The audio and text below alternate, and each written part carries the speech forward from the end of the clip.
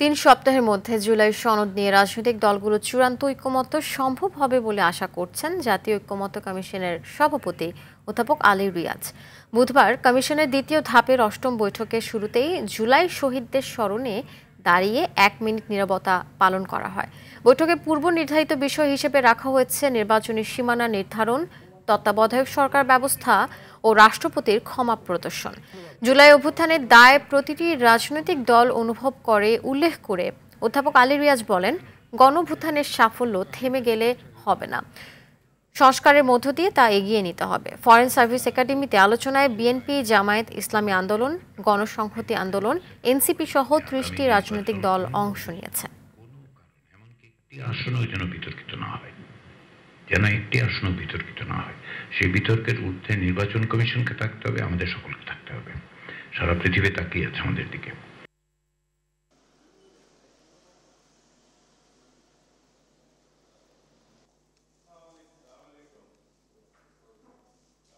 বন্ধুদের অনুরোধ করছি আপনারা দ্রুত। দর্শক, এই বিষয়ে জানাতে রাজধানীর ফরেন সার্ভিস একাডেমিতে আছেন সহকর্মী দীপন দেওয়ান, সরাসরি যুক্ত হচ্ছেন আমাদের সাথে। দীপন,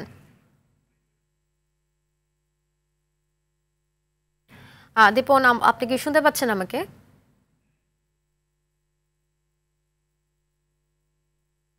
দীপন, রাজনৈতিক দলগুলোর সঙ্গে আজকের ঐকমত্যে বিষয়গুলো নিয়ে কি কি তথ্য রয়েছে আপনার কাছে, জানাবেন আমাদের।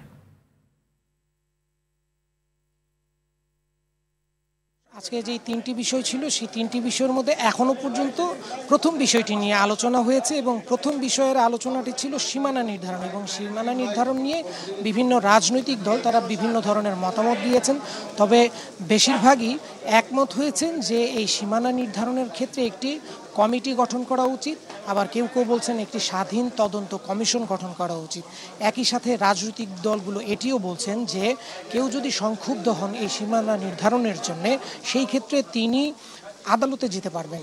এই ক্ষেত্রে বিএনপি বলছেন যে আদালতে যাওয়ার প্রয়োজন নেই, জামাত ইসলামের পক্ষ থেকে বলা হয়েছে যে আদালতে যাওয়ার এখতিয়ারটি রাখা উচিত। এই সবগুলো বিষয় মিলিয়ে একটি পরিস্থিতি তৈরি হয়েছে এবং আমার পেছনে এই মুহূর্তে কথা বলছেন রুহিন হোসেন প্রিন্স। আমরা একটু সরাসরি সেখানে চলে যাব এবং সেখান থেকে আপনাদেরকে জানাবো যে আজকে ভিতরে কি আলাপ হয়েছে।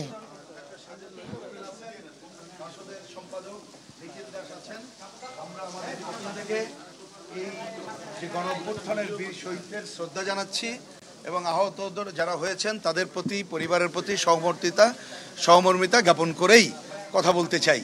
সামান্য কথা, আজকে আমাদের যে ঐকমত্য কমিশনের যে বৈঠক, তাতে ওনারা প্রথম আলোচনা এনেছিলেন নির্বাচনী এলাকার সীমানা নির্ধারণ প্রসঙ্গে। এ ব্যাপারে দুটি প্রশ্ন ছিল, ইতিমধ্যে জানেন। দ্বিতীয় যে পয়েন্টটা, সেটা হচ্ছে এইবারের যে ত্রয়োদশ নির্বাচন হবে, এই নির্বাচনকে সামনে রেখে আমরা যতটুকু খবর পেয়েছি ইতিমধ্যে সীমানার নিয়ে যে জটিলতা আছে অবসানের জন্য ওনারা একটা কমিটি গঠন করেছেন। সেই কমিটির মাধ্যমে দ্রুত এটা সমাধান হোক, এ ব্যাপারে আমরাও একমত এবং আমরা যেটা বুঝেছি সবাই প্রায় আমরা এই ব্যাপারে একমত হয়েছি। কিন্তু 1 নম্বরে যে প্রস্তাব এখানে আমাদের কমিটি, ঐকমত্য কমিশনের পক্ষ থেকে যেটা করা হয়েছে, তাতে আমাদের কাছে মনে হয়েছে যে ডিফ্যাক্টো নির্বাচন কমিশনের অন্যতম দায়িত্ব কিন্তু সীমানা নির্ধারণের, কিন্তু তারা আর একটা কমিশন গঠন করার কথা বলেছে। আমরা এটার সাথে একমত হতে পারিনি। আমরা বলেছি নির্বাচন কমিশন এমনি স্বাধীন প্রতিষ্ঠান, তার বাইরে আর একটা প্রতিষ্ঠান করে এ ধরনের বডি করার কোনো দরকার নাই। তবে নির্বাচন কমিশন যাতে করে যখন আমাদের এই যে সীমানা নির্ধারণ হবে, সাধারণত এটা হয় কখন, যখন আমাদের জনশুমারি, যেটা আদমশুমারি নামে খ্যাত, ওই সময় হয়। আমরা বলেছি নির্বাচন কমিশন তারা তাদের ওই সময় নির্ধারিত সময়ের জন্য এই ধরনের কোনো একটা কমিটি করে তাদের অধীনেই এই কার্যক্রমগুলো করতে পারে বিশেষজ্ঞ, এবং ওই কমিটিতে খুবই স্বাভাবিক বিশেষজ্ঞ পর্যায়ের লোকজন ডাকবে।